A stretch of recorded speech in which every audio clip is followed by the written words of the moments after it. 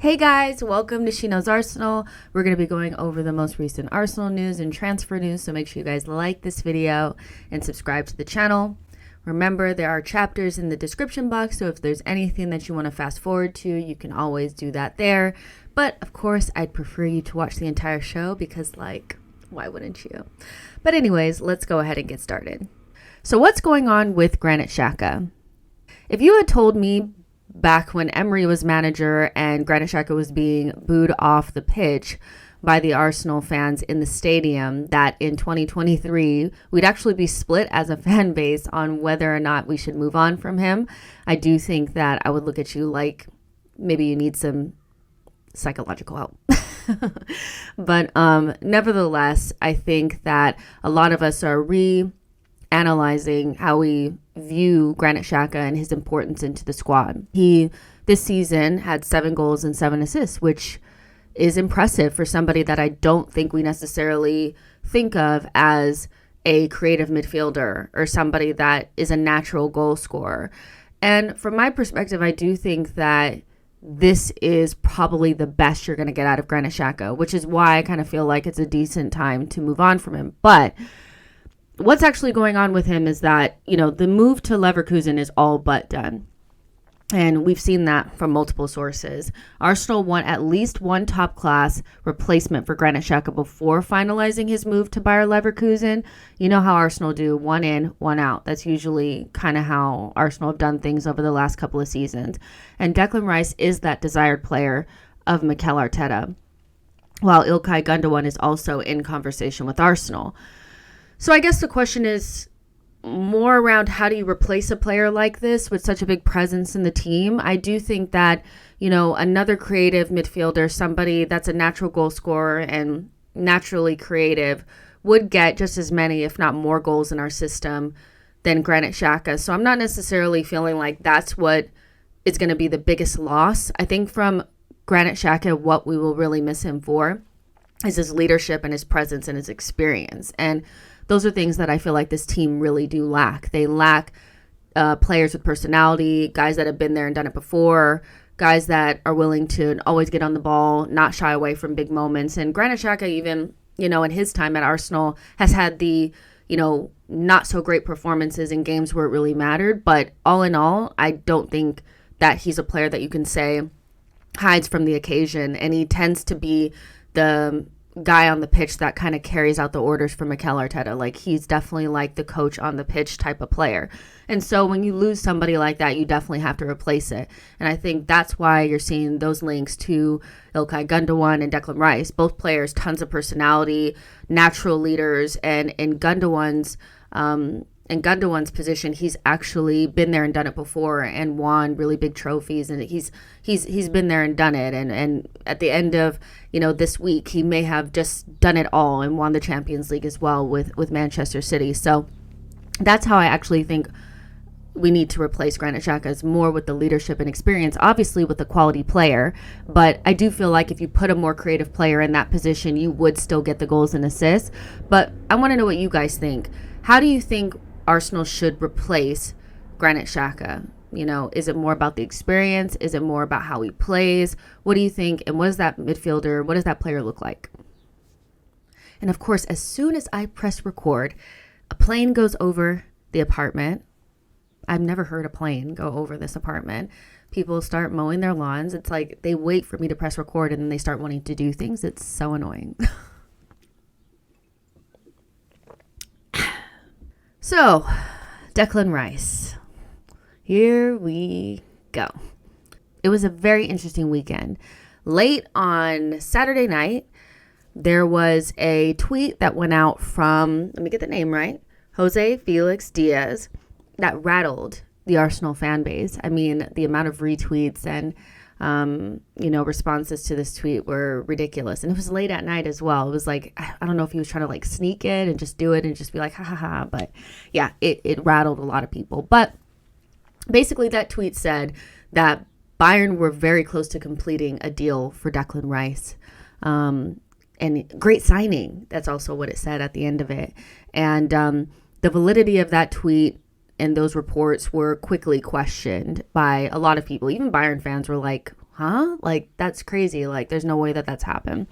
And since then, there's been a few really credible sources that have said that that's not true. Nothing has really happened. Nothing has really changed. And, I'm not surprised because everybody knows that Declan Rice's future is probably going to be sorted after the Europa Conference League final on Wednesday. And so nothing will have happened. He definitely was not going to sign a 5-year deal in the midst of all of that going on, right? And so it was a very weird tweet to put out. I don't know if he was trying to jump the gun just in case it happened so he could say that I was the first to know or something like that. Or maybe somebody at Bayern said, this is what we're trying to go for, is a 5-year deal, and we feel like we can get it done. But this is just how this is going to go. I think Arsenal fans need to put their seatbelt on, get strapped in, because even though Arsenal, I know, are going to push really hard and try to get this deal done, there are plenty of big clubs that are going to be lurking around trying to get a piece as well. Declan Rice is going to be a very highly sought after asset in this market. There are a lot of teams looking for quality midfielders, and whether it's in the 8th position, the 6th position, Declan Rice is probably one of the best ones on the market right now. So I think we just have to buckle up and get ready for this, because I don't think it's going to go as smooth as maybe some Arsenal fans think. But yeah, that tweet definitely rattled some people. And Fabrizio Romano said there's no breakthroughs with Arsenal or any other club for Declan Rice, and negotiations will begin after the final, like I already said. And so I think we just have to be a little bit patient. Remember that, anything can happen in transfers. And even though nothing can happen until legitimately can happen until after, I think, there are clubs speaking to the people around him, but maybe not necessarily talking to West Ham. So I wouldn't be as naive to think that Bayern aren't in the background talking to Declan Rice's father, who is his agent, trying to figure out what the wages could look like, what the project looks like, and things like that. But hold your horses.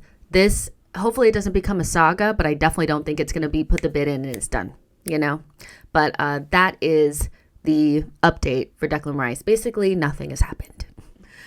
All right, Moises Caicedo, another player that Arsenal fans are hopelessly in love with. I feel like it might end in tears, but let's get into it. Arsenal are still in the race for Moises Caicedo, and so are Chelsea FC. Chelsea are also very interested in Moises Caicedo. We all know that. And it seems like he might be their number one target in the midfield position for this transfer window. Their deal for Manuel Ugarte, you guys probably remember him because he ran all over us when we played Sporting at the Emirates. The less said about that, the better. But their deal for him has fallen through, or they walked away. However you want to spin it, they're not in for him anymore. And so because they've lost out on that transfer target, you would imagine that they could probably throw a little bit more at Moises Caicedo, because they don't want to lose 2 transfer targets in one window, especially in the midfield, where I think if you asked a Chelsea fan, that's probably top priority, maybe the striker position, but they definitely need to revamp their midfield. It looks like Mateo Kovacic is going to go to Manchester City potentially and replace somebody there. Ruben Loftus-Cheek looks like he's going to AC Milan. There's a lot of moving parts where they're going to open up some space for some big personalities to come in and revamp their midfield. So, yeah, they're going to be able to throw quite a bit at Moises Caicedo. They really are. And so from an Arsenal perspective, I do think that the one advantage that we do have over them is the fact that we have Champions League football, and Caicedo is said to be keen on playing in Europe and playing in the Champions League, which is something that we can offer. Also, Arsenal have a project that is already in motion and showing promising signs. Now, my personal opinion on Chelsea is that Pochettino is a good coach, and with a good young group of players, I do think that he'll get them playing good football. So I think they'll be able to pitch a project to Moises Caicedo that will be attractive. But is it more attractive than something that you've already seen that is working? That's up to Moises Caicedo to decide.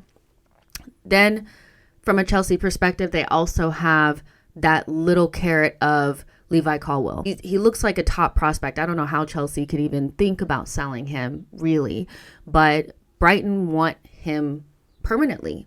And they've already had a £30 million bid rejected for Levi Colwill in this window by Chelsea. So there is a little bit of I think, a sweetener to the Moises Caicedo deal from a Chelsea perspective. They could say, we'll give you Colwill if we could get Moises Caicedo.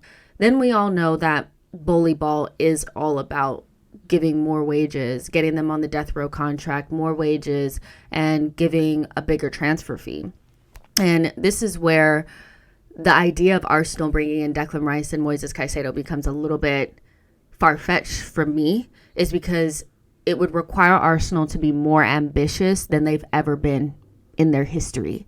I've never seen Arsenal spend, 90 million on one player ever, and then turn around and spend 75, 85 million on another.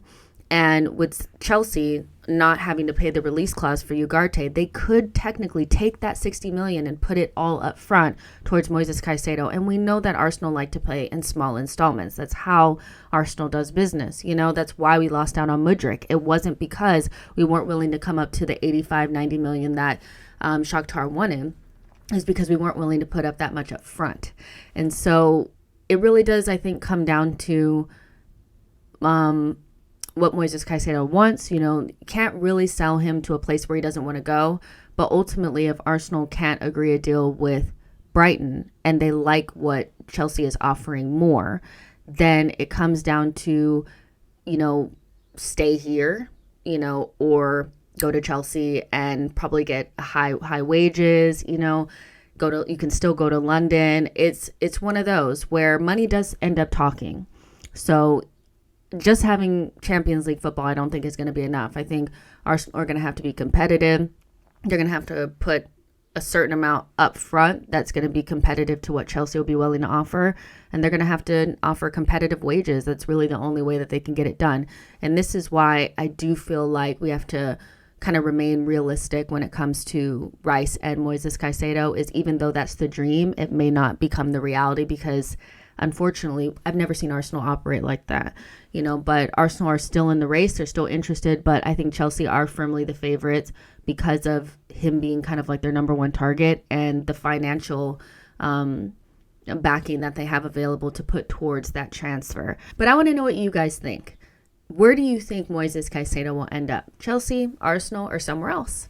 All right, guys, that's it for the updates. I know this was a short one, but to be honest, there's not that much to update you guys on, So there you go. But like this video, subscribe to the channel, get in the comments and let me know what you think, and I'll talk to you guys in the next one. Bye, guys.